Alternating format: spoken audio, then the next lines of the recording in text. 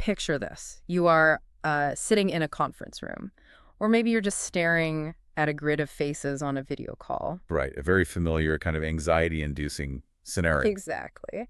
And the presenter has just finished this incredibly dense, like 20-minute presentation on Q3 projections. They click to that final slide, the one with the giant intimidating question mark, and they look around the room. Any questions? And your heart just drops. It really does. Yeah. Because you actually have one. You have a legitimate, highly relevant question. But suddenly your brain just completely freezes up. Yeah, you get paralyzed. Right. You're sitting there trying to figure out how to ask it without sounding, well, completely lost. Or worse, accidentally insulting the person who just spent 3 weeks building this slide deck. It is a universal corporate experience. I mean, that sudden spike in your heart rate. It's the internal calculus of trying to weigh the risk of looking foolish against the risk of remaining silent. And the clock is ticking, the dead air is stretching out, and you are just trapped in that brief window trying to formulate the absolute perfect English sentence. Which is exactly why today we are doing a deep dive into a really fascinating guide on professional communication. We are specifically looking at the high visibility skill of asking questions in English language meetings. Because for working professionals, especially if English isn't your first language, finding the right words is only a fraction of the challenge. Oh, absolutely. The grammar is one thing, but the real test is understanding the cultural rules, knowing when and how to ask. That is what separates the people who just attend meetings from the people who actually steer them. Right. So our mission today is to unpack all of that. We're going to look at the hidden cultural expectations of this specific corporate environment, the exact frameworks for phrasing your questions, and the psychology behind why certain questions trigger defensive reactions while others actually build trust. Because the ultimate goal here isn't just to participate. The goal is to maneuver through the Q&A so that you are perceived as the sharpest, most engaged person in the room. I love that. So let's start with the stakes. Because before we get into the tactical phrasing and the vocabulary, we really have to look at why speaking up is mandatory in the first place. Yeah, the why is crucial here. Because I think there's a strong temptation for a lot of people to just sit back, take notes, and, process the information privately. And in a lot of cultures, that is actually a sign of respect. You listen quietly to the expert. But in English-speaking corporate environments, that instinct is genuinely dangerous to your professional reputation. Wait, really? Dangerous? Yes. The source material emphasizes this harsh reality about Western business culture. Silence does not equal respect. It's almost never interpreted as politely giving the floor to the expert. So how is it interpreted? Usually silence is read as disengagement or confusion or just a complete lack of initiative. Wow. So if you're quiet, the assumption isn't, oh, they're listening intently. The assumption is, are they checking their email right now? Do they just not understand the data? Exactly. Visibility is heavily tied to competence in this culture. If you don't speak, you essentially don't exist in that project's ecosystem. Good questions are your primary mechanism for signaling critical thinking. That makes a lot of sense. And the text actually categorizes meeting participants into 3 distinct profiles to illustrate this. Yeah, the 3 types, it's a really memorable framing. Think of it like driving on a busy highway. Okay, I like this analogy. First, you have the person who asks absolutely no questions. They're the driver stalled at a green light, traffic is moving around them, but they're just sitting there completely passive. Stalled out. Got it. And the second type? The second type is the person who asks way too many questions. Or they ask these highly specific, derailing questions that only pertain to their own tiny department. Oh, I know that person. We all do. They are the driver swerving across 3 lanes of traffic without using a turn signal. They basically force the presenter and the rest of the room to slam on their brakes. They're perceived as unprepared or actively disruptive to the flow of the meeting. Right. Which brings us to the target profile, the third type. Yes, the person who asks exactly 1 or 2 precise, highly relevant questions. They match the speed of traffic, they signal clearly, and they merge seamlessly. And because of that constraint, just keeping it to 1 or 2 great questions, Right. They are perceived as sharp and engaged. Exactly. You want to be person 3. Okay, but wait, let me push back on that first profile for a second. The stall driver. What if someone isn't actually passive, but they're just, a deep processor? Like they need to take the raw data back to their desk, run it through their own models for an hour, and then come up with a brilliant insight. That's a really fair point. It just seems like this culture unfairly penalizes people whose cognitive style doesn't fit into a rapid-fire Q&A format. Oh, it absolutely does. From a cognitive psychology perspective, deep processors add massive structural value to any organization. But the external perception in this business culture rarely accommodates that internal reality. Right. Perception is The everything. corporate machine operates on real-time feedback. It doesn't wait an hour to see if you are paying attention.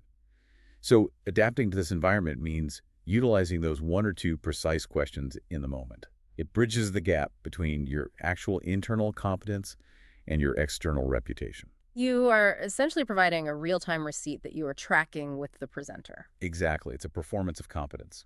So, if the mandate is to ask those one or two precise questions to hit that third profile, we really need to know what our options are. Right. What types of questions can we actually ask? The source material outlines an arsenal of inquiries. It lists 5 specific types, and looking at them, they really seem to fall into 2 distinct buckets.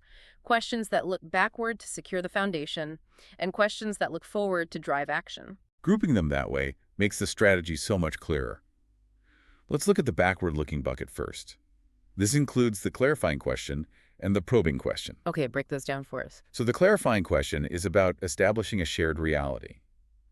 You are just checking basic understanding. Phrasing like, just to make sure I'm following. You're saying X or Y. You know, the person who asks a clarifying question is usually the designated hero of the room. Oh, 100%. Because if a presenter uses a convoluted new acronym and you ask them to clarify it, you take the initial hit of sounding like you don't know something. But there are almost certainly 3 other people in that room who were completely lost and too intimidated to speak up. Yes. You are demonstrating confidence by vocalizing a gap in the collective knowledge. And then once that foundation is clarified, you can move to the probing question. And how is that different from clarifying? Probing isn't about clearing up confusion. It is about testing the structural integrity of the presenter's argument. You are looking at the load-bearing walls of their data, essentially. Okay, so you'd ask something like, what is driving that specific assumption? Or, how does this model behave if inflation rises another 2%? Exactly. It shows you are analyzing the mechanics, not just passively consuming the slides. Right. So that's the backward-looking bucket. Now let's shift to the forward-looking bucket. These are questions designed to take the information and aim it somewhere. Starting with the practical question. This focuses entirely on execution and reality. Things like, who is ultimately responsible for the next step? Or what is the timeline for deployment? Very action-oriented. But the ultimate forward-looking tool, at least to me, is the synthesis question. Oh, it's so powerful. You take a messy 45-minute discussion that has gone on 3 different tangents, and you crystallize it. You say, can I try to summarize what I've heard to make sure we are aligned on the deliverables? Pulling disparate threads into a single coherent sentence changes the entire dynamic of the room. It acts as an anchor point. It's brilliant. But having the right tool is completely ineffective if you don't understand the timing. Right, when do you actually jump in? The sources point out that you essentially have 3 windows. The safest, obviously, is during the designated Q&A at the end. Sure. But if the meeting format is more fluid, you can use signaling phrases to reserve a spot without hijacking the floor.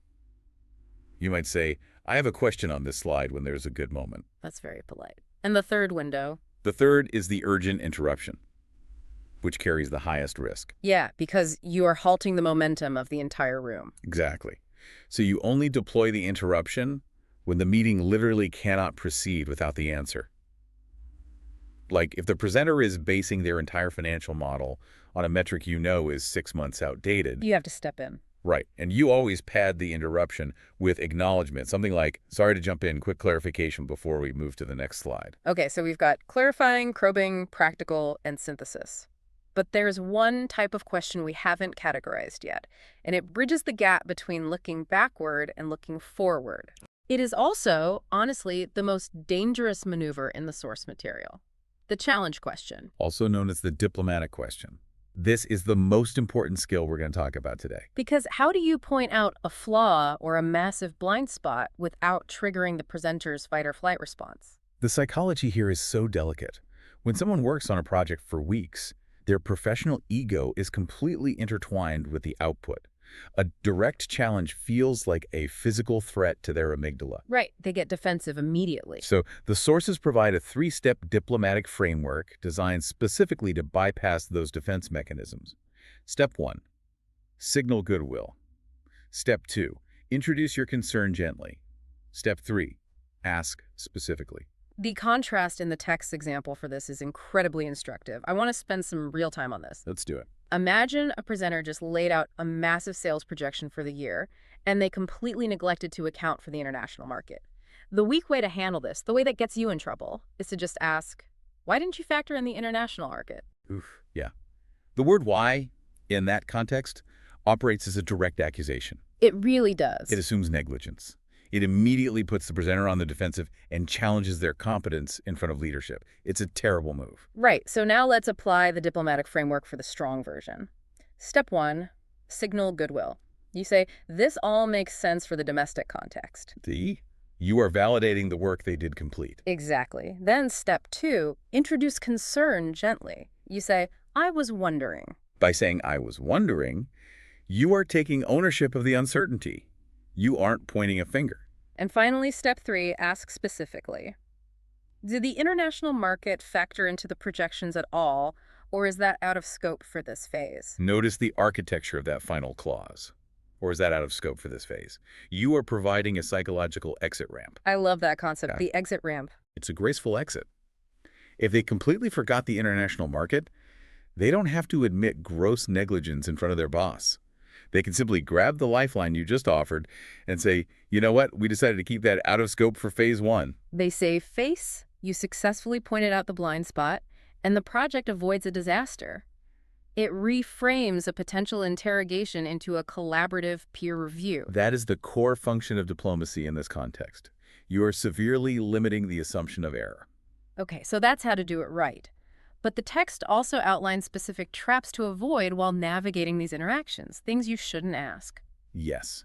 For example, undermining your own question right out of the gate, starting with, I might be missing something but, or I don't know if this makes sense. It's like you're instructing the room to discount your contribution before you've even made it. Exactly. Don't apologize for taking up space. You also want to avoid multi-part questions. Asking 3 things at once just dilutes the focus and confuses the presenter. And of course, avoid asking a question that was already answered 10 minutes ago. Oh, that's the worst.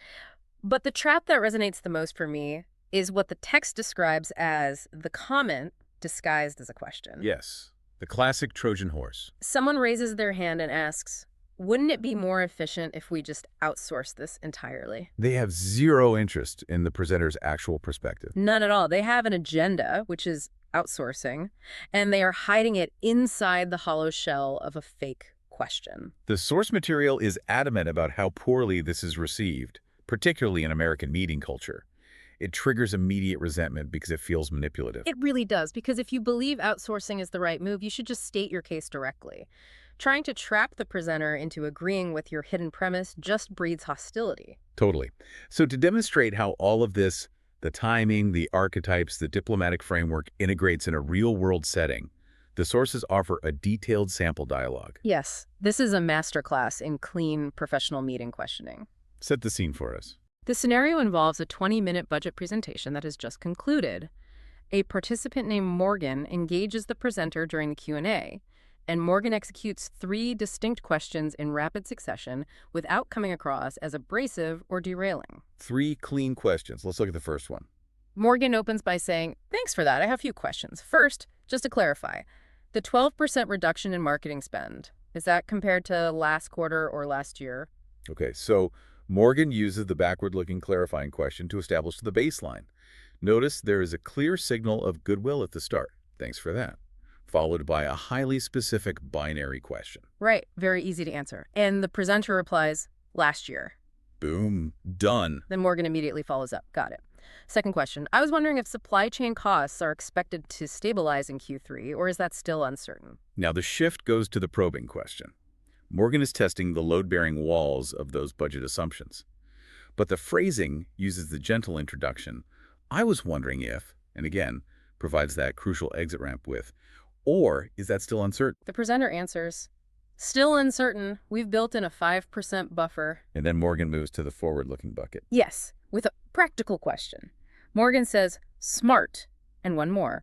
Is there a point at which the budget would need to be revisited, or is this set for the full year? focusing entirely on triggers and execution. The presenter explains they will review the budget if variables change by more than 10%.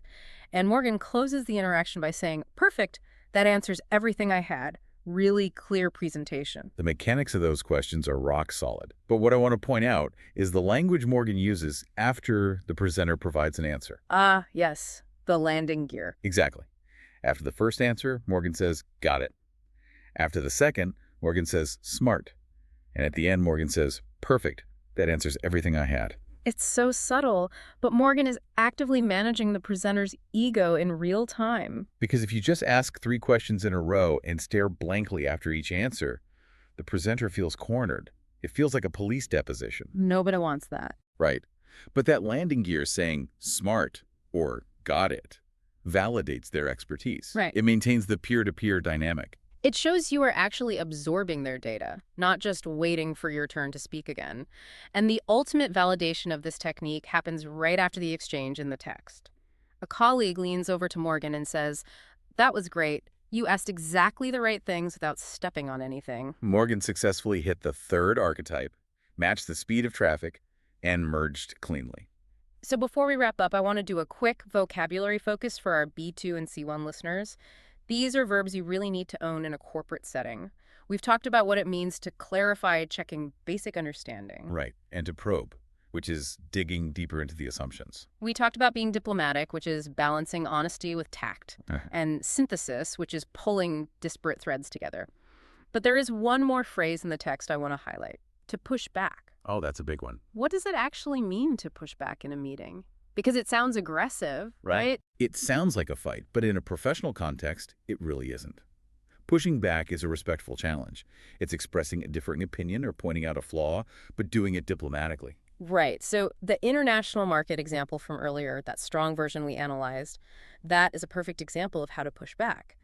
You aren't attacking the person, you are gently challenging the premise. Exactly. You push back on the idea, not the individual. So if we synthesize everything we have covered today, the cultural demand for visibility, the backward and forward-looking tools, the diplomatic framework, the overarching theme is that asking questions is not a test of what you already know. No, not at all. It is a mechanism for signaling engagement and doing it while protecting the professional rapport you share with your colleagues. If you master the 3 steps of signaling goodwill, owning the concern gently, and asking specifically, you fundamentally alter how your competence is perceived within an organization. And stepping back to look at the broader implications of this skill, it introduces a pretty fascinating reevaluation of power dynamics in corporate spaces. What do you mean? Well, the default assumption is always that the person standing at the front of the room, controlling the slides and broadcasting the data, holds all the power. Right, they're the focal point. But when you understand the architecture of a perfectly timed synthesis question or a diplomatic challenge question, a paradigm shift occurs. Oh, wow, I see where you're going. The person who dictates where the collective focus goes next is not the one reading the slides. The person asking the high-level question is the one actually steering the room's cognitive energy. It leaves us with a really compelling dynamic to consider. In any given professional setting, who really controls the meeting? The one answering the questions or the one asking them? It's definitely the one asking them. So we want to hear from you. Is asking questions in meetings easy or difficult for you in English, and why? Tell us in the comments. We read all of them. What's the hardest type of question for you to ask? Is it the challenge question? The clarifying one? Let us know. And if you're new here, subscribe so you don't miss next week's deep dive. Until then, keep asking those great questions.